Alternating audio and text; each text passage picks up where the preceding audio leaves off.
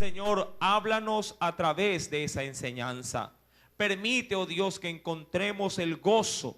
Podemos encontrar, mi Dios, Señor, la experiencia necesaria para hoy, Padre Celestial, encontrar en ti, mi Dios, el alimento que hemos venido a buscar.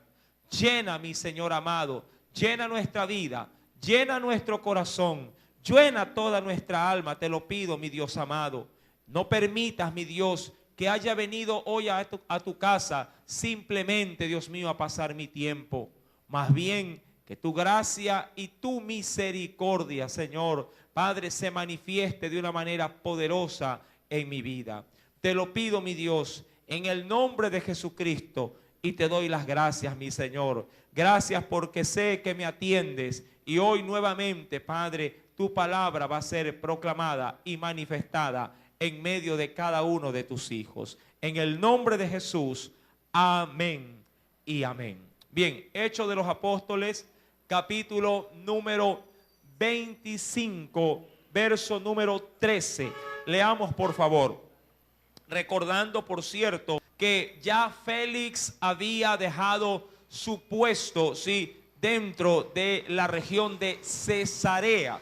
Recuerde que este hombre fue reemplazado, Félix fue reemplazado por un sucesor llamado Porcio Festo. Esto se encuentra en Hechos 24, verso número 27. ¿Sí? Más adelante, recordando de que también fue Festo el que, queriendo congraciarse con los judíos, decidió también mantener preso a Pablo. Ahora, con el pasar de los días, la Biblia dice en el verso número 13, pasado algunos días, el rey Agripa y Berenice vinieron a Cesarea. Recordando, mi querido hermano, que este rey, sí, juntamente con su mujer, no eran, sí, diríamos, de acuerdo a la historia bíblica, personajes que aportaron favorablemente en medio del pueblo. Por el contrario, este rey Agripa, de acuerdo a ciertos historiadores, mencionan que era, sí, que era familiar del rey Herodes, sí, que era hermano de Herodes. Pero, sí, Berenice, siendo también mujer de Agripa, muchos mencionaban que tenían una relación incestuosa, ¿sí? Ya que Berenice era hermana de este rey Agripa. Versículo número 13 menciona que ellos vinieron donde estaba el recién puesto, recuerde, procurador Festo, vinieron para saludarlo. Versículo número 14. Algo sucedió en esa visita. Como estuvieron, dice la Biblia ahí, allí muchos días, Festo hizo algo no tan peculiar. Él puso, sí, a consideración el caso de ¿quién? El caso de Pablo. ¿Por qué? Más adelante lo declara. Sí, ya que él necesitaba poder tener una razón firme, es decir, una excusa valedera para poder enviar a ¿quién? A Pablo ante la presencia de Augusto César, que por cierto hasta ese momento, si Festo todavía no sabía de qué mismo se trataba, si el caso de Pablo. Digo esto por lo que dice el texto bíblico más adelante. Acompáñeme por favor al verso 26 del capítulo 25. ¿Sí? Dice la Biblia, como no tengo, eso habla Festo, le está hablando al rey Agripa y le está hablando a Berenice, como no tengo cosa cierta que escribir a mi señor, refiriéndose al emperador Augusto César. Recuerda que Pablo, ¿a dónde había apelado? ¿Verdad? Pablo se le había mencionado, ¿quieres ir y ser juzgado en Jerusalén? Pablo que dijo, no, recordando que en Jerusalén, ¿qué le esperaba? Una celada, ¿verdad? Para poder matarlo, ya que como 40 hombres se habían juramentado en ayuno que lo querían matar. Frente a eso, ¿qué hace Pablo? Pide ir a la instancia más alta en el imperio, al mismo emperador. Verso 26. Como no tengo cosa cierta, dice ahí Festo, ¿sí?, que escribirle a mi señor, le he traído ante vosotros y mayormente ante ti, oh rey Agripa, para que después de examinarle tenga yo que escribir. Amén. Ahora, retrocedamos en el texto bíblico porque estamos en el versículo número 13, verso ahora 14. Y como estuvieron allí muchos días, Festo expuso al rey la causa de Pablo, diciendo, ahora aquí él va a dar en resumen todo lo que había pasado con Pablo, desde que lo arrestaron en Jerusalén hasta su estadía en la cárcel, en Cesarea. Un hombre ha sido dejado preso por Félix. Recuerde que Félix bien le pudo haber dado la libertad, pero no lo quiso hacer. También, ¿por qué causa? Por congraciarse con los judíos. Verso número 15.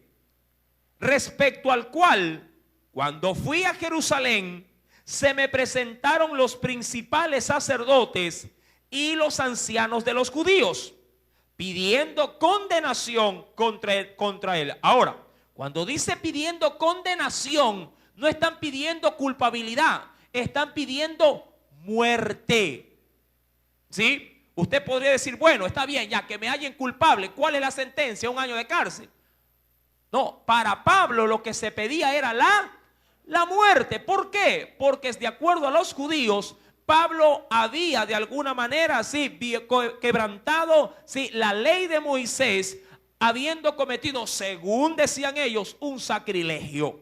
Sí, y los sacrilegios, es decir, el romper de manera directa o el quebrantar una ley de manera directa referente al templo, se pagaba con la muerte. Por eso es que le decían que él era un blasfemo y que como había introducido a un griego en un templo, que era consagrado a Dios, eso se pagaba con la muerte. Ahora bien, ¿por qué? Porque no estaba circuncidado. Versículo número 16. A estos respondí que no es costumbre de los romanos, recordando que Pablo también que hizo uso para salir exento de esa pena de muerte, sacó a relucir su ciudadanía romana. Sí, a esto respondí que no es costumbre de los romanos entregar a alguno a la muerte antes que el acusado tenga delante a quienes, a sus acusadores, y pueda defenderse de la acusación. Amén. Eso es importante hasta cierto punto para enseñarnos cómo debería de ser un marco legal, a la hora de existir algún tipo de litigio. Obvio, a veces a uno le puede llegar a casa una boleta de citación. Yo no sé si usted ha pasado por situaciones como estas. Que le llega de pronto un citatorio a casa diciendo, preséntese en el juzgado tal porque le han puesto una demanda. Un caso, una vez me enteré de un caso, no he tenido esa mala experiencia, de que a un pastor le llegó un citatorio, ¿y qué decía el citatorio? Que se lo esperaba en el juzgado tal, porque el vehículo que él manejaba estaba involucrado, en la muerte de un peatón. Él dice, ¿quién? Si yo en modo alguno he cogido el carro y he cometido semejante infracción o semejante acto, pero le llegó un citatorio y él tuvo que acudir al citatorio, tuvo que presentar pruebas de que no fue su vehículo y que él no fue tampoco el conductor que cometió semejante cosa. Ahora, obviamente que ese trámite aduce de que usted debe de conocer su acusación, pero también a sus acusadores. Amén. Versículo número, esa era la ley, obviamente la ley ya establecida romana. Versículo número 17. Así que, es decir, en conclusión le dice Festo, ¿a quién? A el rey Agripa. Así que, habiendo venido ellos juntos acá, sin ninguna, y ahí hay un término nuevo. ¿Qué dice ahí? Sin ninguna dilación. Si ha traído pluma, apunte. Eso significa tardanza. Es un sinónimo. sin ninguna tardanza, es lo que está tratando de decir, o dilación, que es lo mismo, sin ninguna tardanza, sí, o desatención, ¿sí? Al día siguiente, sentado en el tribunal, mandé a traer al tal hombre. Verso 18. Y estando presente los acusadores, me encanta porque Festo reconoce esto, pero más allá de reconocerlo, no actuó de acuerdo a la justicia. Dice ahí, verso 18, estando presentes los acusadores, ningún cargo presentaron de los que yo sospechaba. Ahora, ¿qué sospechaba Félix? ¿Qué sospechaba Festo cuando recién se lo trajeron a quién? A Pablo. ¿De qué se lo diría yo? ¿De qué ellos presumían de que Pablo era culpable? De que él era ¿qué cosa? Un mercenario, sí, u otro término, algún revolucionario que estaba instigando al pueblo para rebelarse en contra del imperio romano. Amado hermano, cuando usted va a la Biblia, acompáñeme por favor.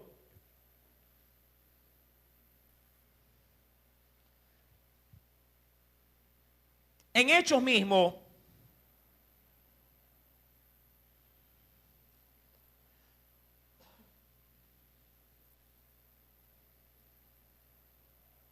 Hechos de los Apóstoles, en el capítulo número 22,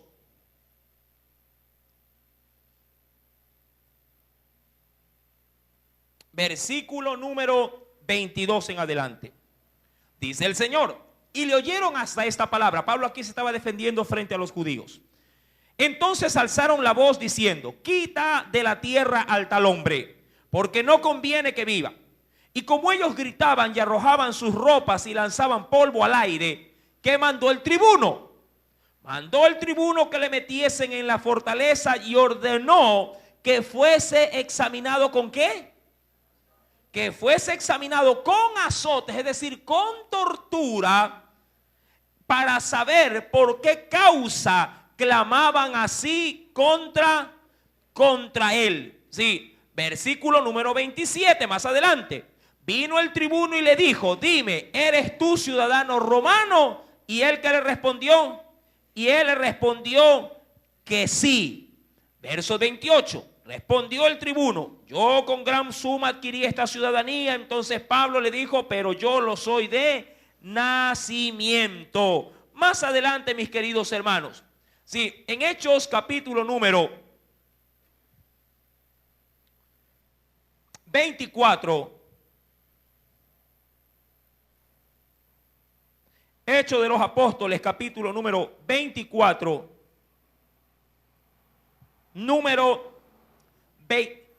verso número 4. Hechos capítulo 24, verso 4. Recuerde la acusación que se le hace a Pablo, ¿no? Pero por no molestarte más largamente, aquí está hablando Tértulo, un hombre que habían contratado a los del Sanedrín para acusar a Pablo. Pero por no molestarte más largamente, te ruego que nos oigas brevemente conforme a tu equidad. Porque hemos hallado, sobre eso decían los judíos, hemos hallado que este hombre es una plaga. Y mira lo que dice aquí. Promotor de ¿qué cosa? De sediciones. Eso es de insurrecto o insurrecciones entre todos los judíos por todo el mundo y cabecilla de la secta de los nazarenos. Intentó también profanar el templo y prendiéndole quisimos juzgarle conforme a nuestra, dice ahí, a nuestra ley. Ahora, recuerde, en ese concepto lo tenían aparentemente los judíos y hasta cierto punto así se lo presentaron a Félix, el que era gobernador de Cesarea. Ese problema lo heredó ¿quién? Festo. Ahora, ¿dónde viene la lección espiritual? En el versículo, vivamos por favor, acompáñeme, versículo número 19. Recuerda lo que dice el 18. Estando presentes los acusadores, ningún cargo presentaron de los que yo sospechaba. Porque si no, hace rato que lo hubieran matado. Verso 19. sino que tenían contra él, dice la Biblia, tenían contra él, ¿qué cosa? Ciertas cuestiones acerca de su religión y de un cierto Jesús ya muerto, el que Pablo afirmaba, dice ahí, estar vivo. Ya hasta ahí llegó la lectura. Ahora, vamos a analizar esas cuestiones, porque para Festo, todo este discurso del cual ahora Pablo, estaba obviamente entregado en las manos de él para ver qué se hacía. Para Festo esto era algo totalmente desconocido. ¿Por qué? Porque Festo no había estado, por así decirlo, en el escenario de la gobernación cuando se había de pronto dado muerte a Jesús, cuando se había llevado a cabo obviamente una gran turbación en Jerusalén a consecuencia de la muerte de este hombre, y también dado noticias acerca de la resurrección de Jesús, del cual Félix ya tenía conocimiento.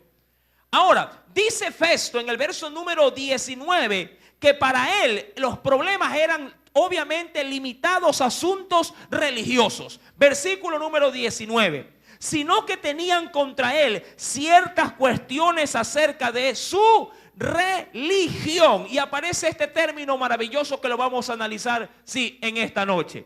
Ahora, entendamos algo. A manera de concepto, ¿qué es la religión? Lo define un diccionario secular. De acuerdo, él he puesto en la cabecera una conceptualización hecha por el hombre, humana. ¿Qué nos dice que es la religión? Dice, es el conjunto de creencias, normas morales, de comportamiento social, es decir, pública o individual, y ceremonias de oración o sacrificio que relacionan al ser humano con la divinidad. La religión acompaña al hombre desde sus orígenes. Son consideradas religiones, de acuerdo al diccionario, el Islam, el budismo, el hinduismo y el cristianismo, entre otros. Ahora, no todas las cosas son religiones. De las religiones se suelen, diría yo, se suelen desprender sectas. Eso sí, de las religiones se suelen desprender sectas. ¿Qué se necesita para hacer una religión? Justamente lo que demuestra la definición. Tener un conjunto de creencias, las cuales obviamente deberían de compartirlas una gran sociedad. Y esas, llevarnos de alguna manera o relacionarnos, con un ser divino. Eso básicamente dice el concepto secular. Pero bíblicamente, la conceptualización de la religión es totalmente, diferente a la óptica del hombre. Para ello yo le invito a abrir el libro de Santiago, porque esto lo vamos a ver de acuerdo a la Biblia, para dejar claro lo que de pronto Félix lo tenía en duda. Porque para él, obviamente, la acusación no tenía fundamento, no tenía ni pie ni cabeza. En la carta del apóstol Santiago, en el capítulo número 1, mire cómo este varón de Dios define la religión. Y obviamente aquí lo hemos puesto. ¿Lo tiene? Santiago capítulo 1, verso número 26 al 27. ¿Ya lo encontró? Si alguno se cree religioso, es decir, si alguno quiere adoptar o quiere tomar para sí un conjunto de creencias para buscar a ese ser divino, si alguno se cree religioso entre vosotros y no refrena su lengua, es decir, no tiene control de su lengua o de su corazón o de su ser, sino que engaña su corazón, la religión del tal es vana, es decir, que no sirve. Ahora, ¿cuál es la verdadera religión? Mucha gente dice, hermano, Cristo no es religión. Bueno, es un término o es una expresión que utiliza el cristiano, para poder marcar una diferencia entre lo que es la religión tradicional, cuando se habla de la religión católica, y lo que es el evangelio de Jesucristo, o los hermanitos, o la iglesia cristiana evangélica. Pero bíblicamente sí se puede asociar, sí, el seguir a Cristo con una religión. Sin embargo, diría yo, ese vínculo que usted le quiera poner, sí, como religión, tiene que enmarcarse bajo la esfera bíblica. ¿Cuál es, por así decir, el concepto bíblico de religión? Lo dice el verso 27. La religión, es decir, el conjunto de creencias que el hombre quiere adoptar, sí, debe de ser, ¿qué cosa? Pura. Primer punto, debe de ser una religión pura, es decir, sin contaminación, sin mancha. Una religión pura es una religión, por así decirlo, que no ha sido violentada, quebrantada bajo ninguna circunstancia.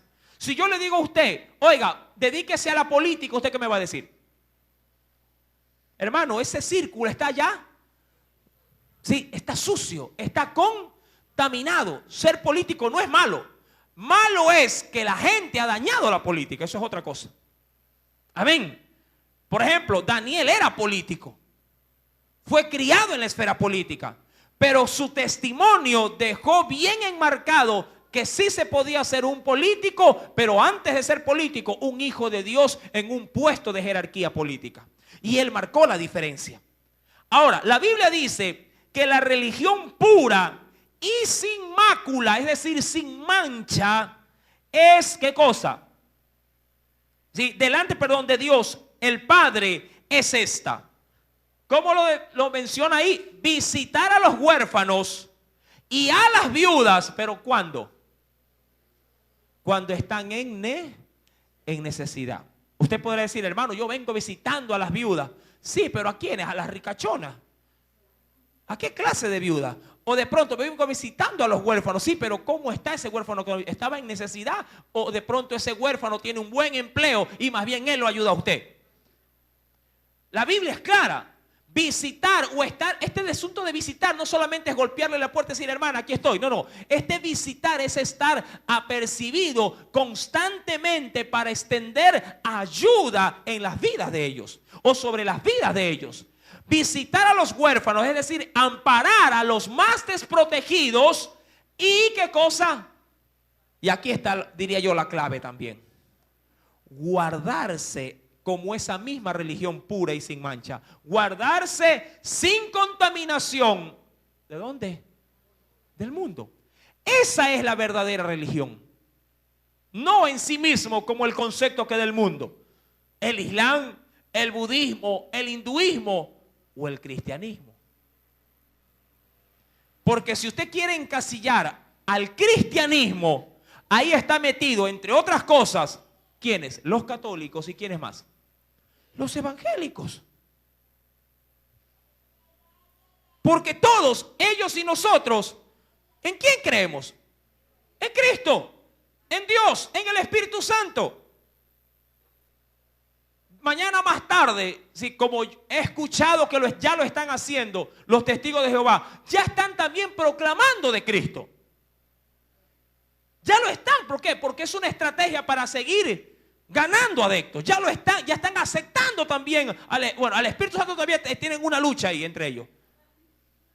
Pero si mañana más tarde le cambian las normativas como siempre lo han cambiado a lo largo de toda la historia, mañana más tarde de pronto ellos, y de hecho ellos ya en el extranjero se llaman Iglesia Cristiana de los Testigos de Jehová. Métase al internet y averigüe, averigüe poniendo simplemente el nombre de ellos y aparecen en las gráficas ya Iglesia de los Testigos de Jehová, que salen Iglesia Cristiana de los Testigos de Jehová. Ahora, ¿cuál es en sí mismo la verdadera religión que el hombre tiene, por así decirlo, que buscar o tiene que recibir? Esta. Obviamente, sí, considerando que se puede llegar a una religión pura, sin contaminación, cuando Cristo se enseñorea de nuestra religión. Pero haciendo lo que Él nos pide que hagamos. Recuerde que para Festo, este asunto no estaba claro. De hecho, verso 19 dice, tienen contra él ciertas cuestiones, porque él no estaba entendido de esto. Es como que a usted lo lleven a un juzgado como cristiano, ¿verdad? a un juzgado, se me ocurre, de fútbol, para poder establecer una sanción porque un jugador tuvo una mala actitud, sí, con el árbitro o con el público. Y dice, a ver, venga ahí, sí, y juzgue esta situación. Usted dice, primeramente no conozco, ¿qué cosa? Los estatutos sí, que marcan a la federación. Y como no los conozco, ¿cómo poder aplicar? No sé.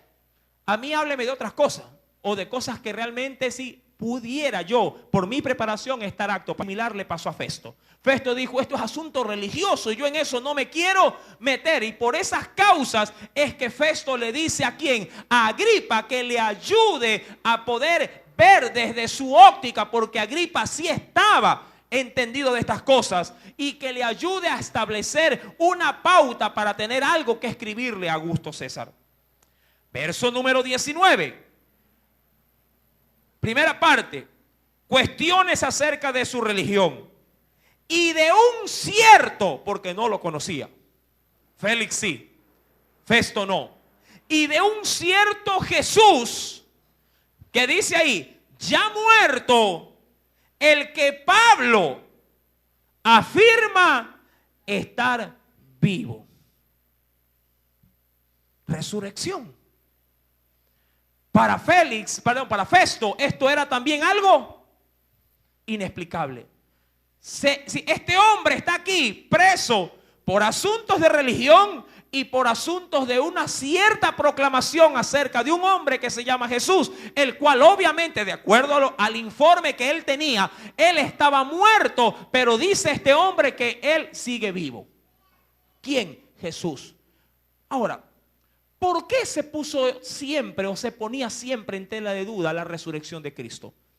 Mateo tiene la respuesta. ¿Por qué los hombres de la época de Pablo llegaron a creer que la resurrección en Jesús no se había cumplido? Sí, el Evangelio según San Mateo tiene la respuesta. Veamos por favor. Evangelio según San Mateo.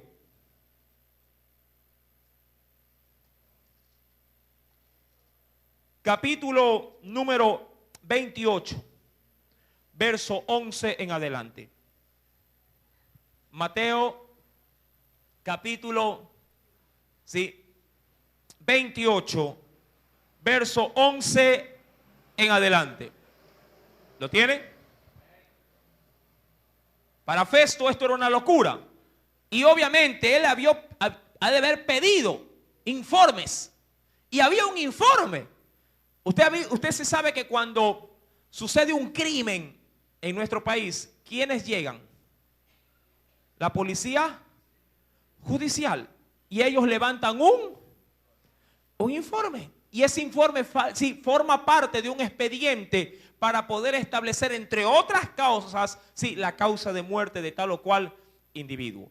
En Jesús había un informe de muerte, pero no había un informe de resurrección, solo de muerte. Mire lo que dice el verso número 11 en adelante.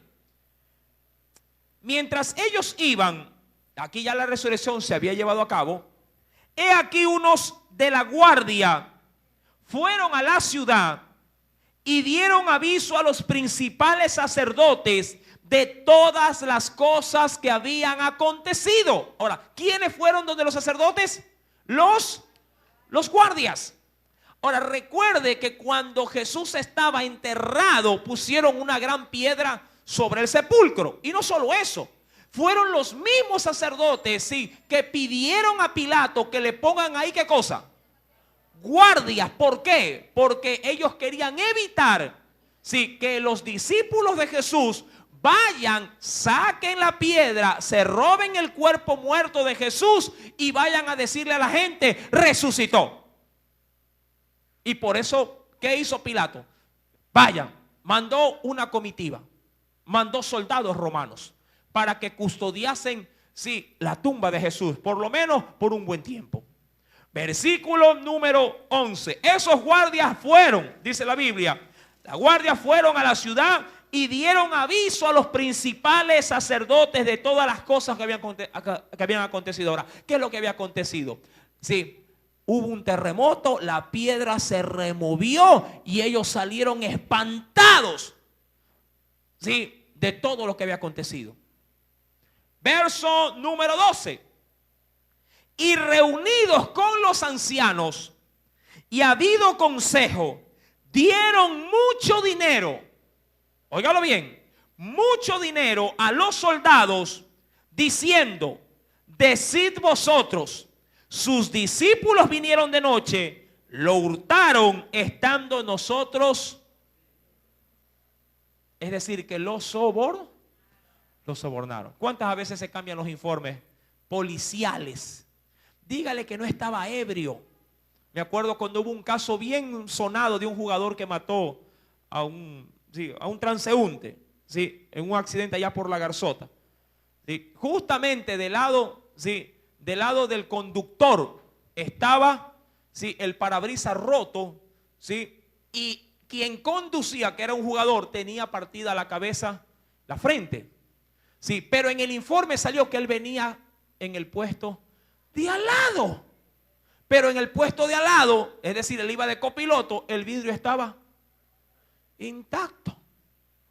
Pero el informe fue adulterado. Sí, obviamente que ahí debió haber corrido harto dinero. Aparte de que iba en estado etílico. Muy aparte. Así penosamente es la justicia del hombre. Verso número 14. Ahora, y si dijeron aún los ancianos, y si esto lo oyere, ¿quién lo tenía que oír? ¿Quién? Ese informe, ¿a dónde tenía que ir? ¿Quién era el gobernador? El primero. ¿Quién era antes de ser reemplazado? ¿Quién era? Félix. Félix era el gobernador. Cuando llegó Festo quedó en el aire. Pero había un informe. Y si esto lo oyere el gobernador, no ni siquiera el procurador, que era Poncio Pilato en ese entonces, nosotros le persuadiremos y os pondremos a salvo. ¿Por qué? Porque una orden violada, sí, o quebrantada de un procurador o de un gobernador se pagaba con la muerte. ¿Usted se acuerda del carcelero? Cuando hubo un terremoto y el Señor libertó, ¿sí? ¿A quién? A Pablo y a Silas. ¿Qué iba a hacer el soldado romano? Se iba a quitar la vida. Sí, porque obviamente con la vida se pagaba, sí, la guardia que ellos tenían. Versículo número 15. Y ellos, tomando el dinero, hicieron como se les había instruido. Este dicho se ha divulgado entre los judíos hasta el día, no hasta el día de hoy, sino hasta el día en que fue escrita el Evangelio según San Mateo, que eso fue allá por el año 60, 70 después de Cristo.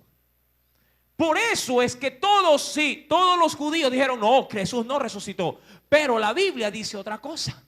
Recuerde lo que menciona, lo que hemos estado leyendo en el verso número 19 de Hechos capítulo 25. Sino que tenían contra él ciertas cuestiones acerca de su religión y de un cierto Jesús. Para Festo, que estaba Jesús muerto. ¿Por qué? Porque había un informe de una guardia sobornada de que Jesús estaba realmente muerto, y que si bien es cierto se encontró una tumba vacía, pero fue porque sus discípulos se lo llevaron. Ahora, Jesús realmente resucitó. Si queremos pruebas, vayamos primeramente a Hechos capítulo número 1. Pero vamos a textos mucho más escogidos. Hechos capítulo número 1. Voy a dejar a un lado los evangelios. Y voy a coger otro tipo de textos. Porque yo sé que en la resurrección se habla muchísimo en los evangelios. Hechos capítulo número 1. Verso número 1 al 3. ¿Lo tiene? En el primer tratado, Teófilo, hablé acerca de todas las cosas que Jesús comenzó a hacer y a enseñar, hasta el día en que fue recibido arriba. Recuerde que Lucas es el que está escribiendo, sí, este evangelista. Arriba, después de haber dado mandamientos por el Espíritu Santo a los apóstoles que había escogido. Y aquí quiero llegar. A quienes también, después de haber padecido, es decir, después de haber muerto, después de haber padecido, se presentó vivo con muchas pruebas. Y ahí hay un término nuevo. ¿Qué dice ese término? Con muchas pruebas, ¿qué? Indubitables. Ahora, ¿qué es este término indubitable? Apunte. Si es, mi amado hermano, todo aquello que no necesita, diríamos así, comprobación. Lo indubitable es todo aquello que se deja por asentado y no tiene tela de duda. No necesita verificación. Si quiere apuntar un concepto más acertado, es todo aquello que no necesita ser comprobado, porque ya es un hecho. Por ejemplo, ¿usted dudaría de que el sol existe? No. Ahora, ¿por qué? ¿Por qué? Porque lo puede ver. ¿Y si es un día nublado, dudaría del sol? ¿Por qué? Yo podría dudar ese día. Digo, no lo veo. ¿Ah? Ahora, usted dirá, es verdad, hermano, no lo ve. Pero sin embargo, el día es claro porque el sol está tras esas nubes. O sea, usted podría utilizar mil y un formas de explicarme. Y yo podría, obviamente, también refutar cada una de ellas. Pero, sin embargo, hay evidencias de que pudieran, hacer desmentir todo mi mal, diría yo, mi mala percepción de las cosas. Lo indubitable no se puede negar. Es como prácticamente decir, usted ha comido, pero se siente lleno luego de que ha comido. Y yo le puedo decir, no, yo no he comido. ¿Verdad? Tu barriga dice otra cosa. Estás pipón. Has comido. ¿Verdad? Hay situaciones que no necesitan ser comprobadas para poderlas creer. Ahora, la Biblia con respecto a la resurrección de Cristo, de esas pruebas indubitables, la Biblia sí tiene algo especial que decirnos, pero que no lo menciona en ninguno de los 4 evangelios, pero sí lo menciona, un texto muy particular. Primera de Corintios, capítulo número 15. Hay algo maravilloso y escondido en ese capítulo.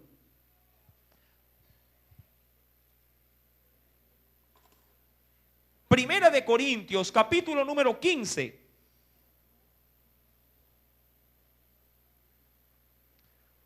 ¿Lo tiene? Apunte este texto porque es un texto de oro. Verso 3 en adelante. Porque primeramente os he enseñado lo que asimismo recibí. Recuerden que es Pablo escribiendo a quién, a los corintios.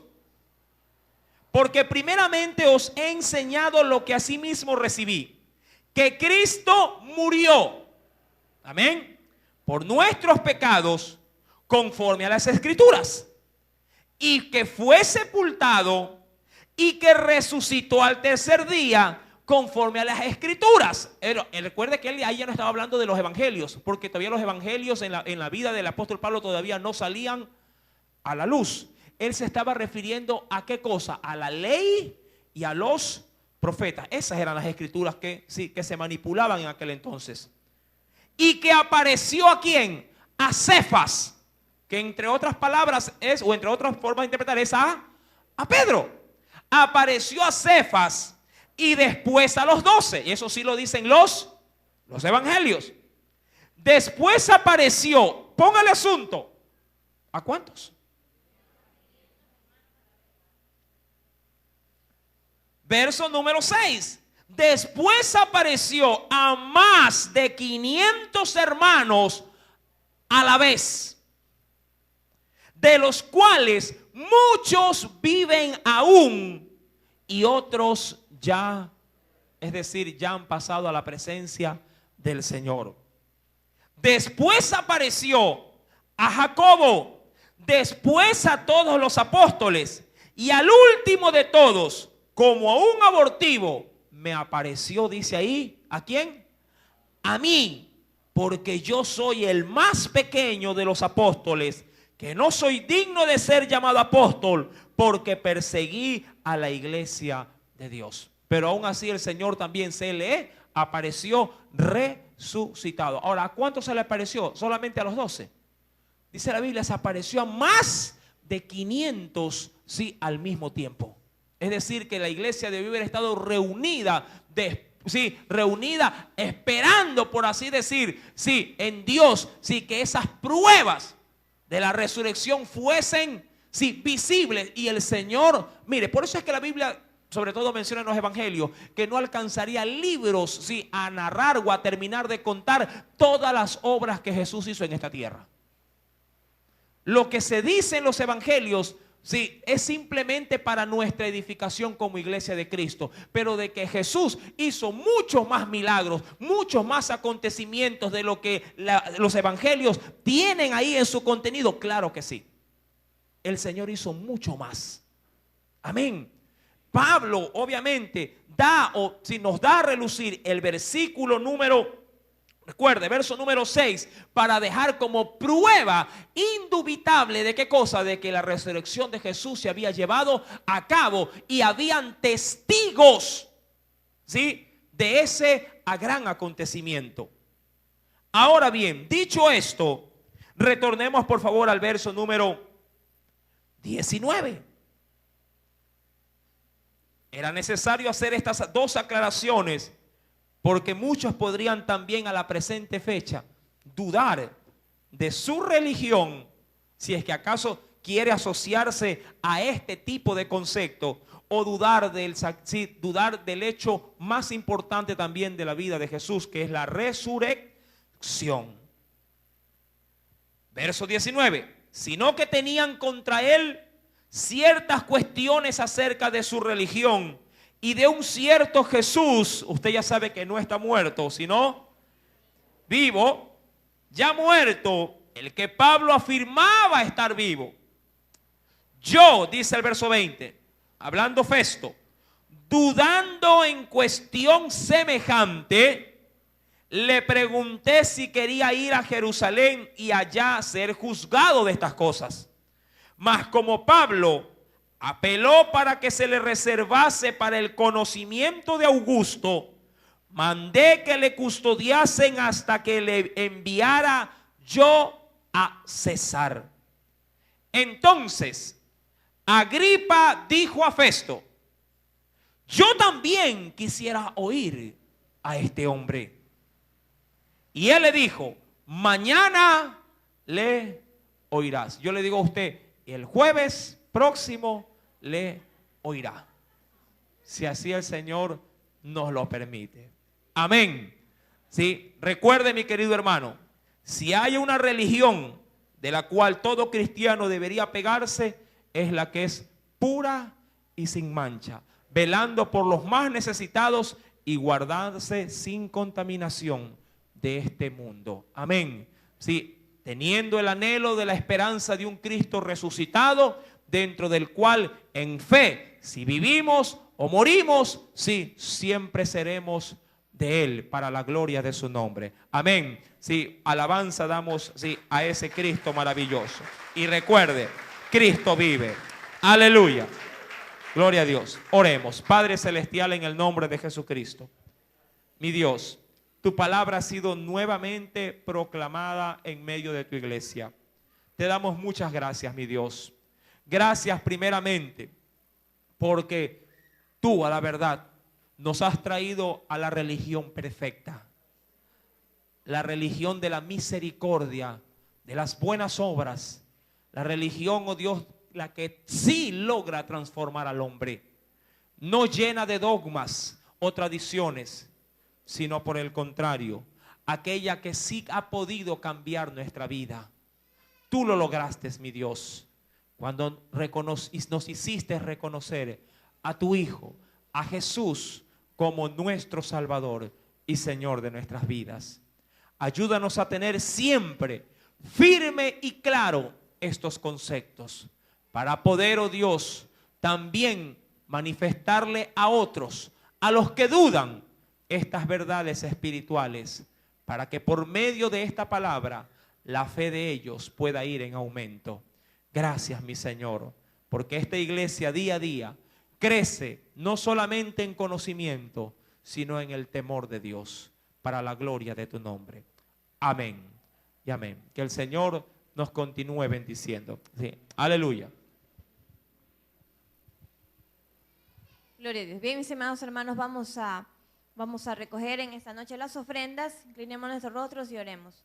Padre Celestial, te damos las gracias, oh Dios, por tu palabra, Señor amado, que una vez más, mi Dios de la gloria, nos ha recordado, Señor, oh Dios, de que tú vives, oh Jesús amado.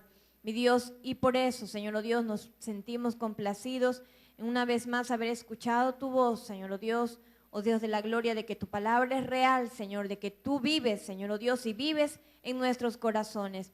Mi Dios de la gloria, y así mismo en esta noche te pedimos, oh Dios, de que sea usted bendiciendo las ofrendas y los diezmos que cada uno de tus hijos, Señor, tu pueblo ha traído en esta noche, Señor.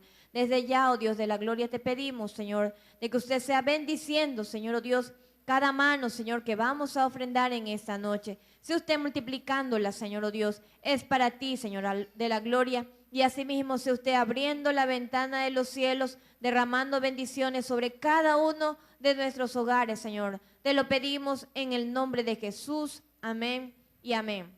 Bien, mis amados hermanos,